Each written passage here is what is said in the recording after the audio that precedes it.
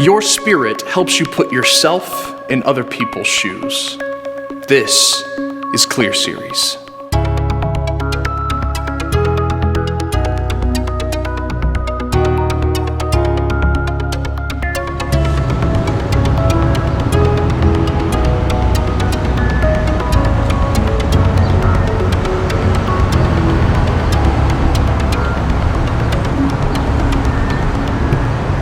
Sometimes people go through really difficult times. Bad things can happen to both good and bad people. We suffer intense pain from loss, hurt, rejection, disaster in ways that can at times seem cruel and unfair. And sometimes the hardest part about times of suffering is that we don't always know why it happens. But we do have a choice in how we respond. We can ignore it and say it's none of our business. We can be grateful it's not happening to us, or we can step in and show love and compassion to others. Compassion is the response to the suffering of others. It's what motivates us with a deep desire to help. Like the person who donates money to the charity whenever there's an earthquake at the other side of the world. Our spirit compels us to show care to others even if we don't get anything in return. Love prompts us to think about others more than we think about ourselves. Like the stranger who steps into a dangerous situation to rescue someone in peril. Our moral compass prompts us to step in and help even when it can be at personal risk to ourselves.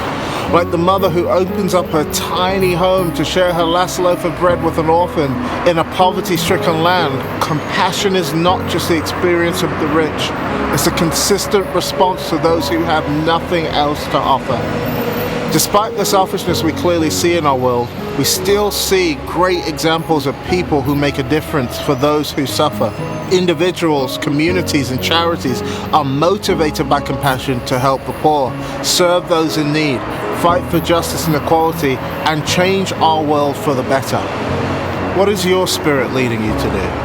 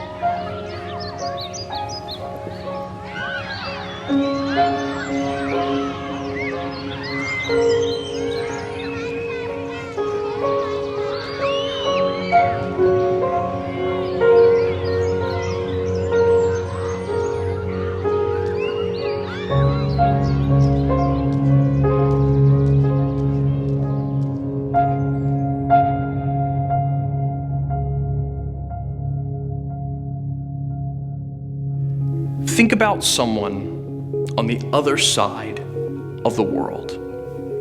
You don't know them, they don't know you. But now, let me tell you that they have no food. They can't go to school. And they don't even own something as simple as one pair of shoes. To many of you, this news isn't new. But I'm sure in all of you, some kind of emotion was introduced. You feel sad at their despair.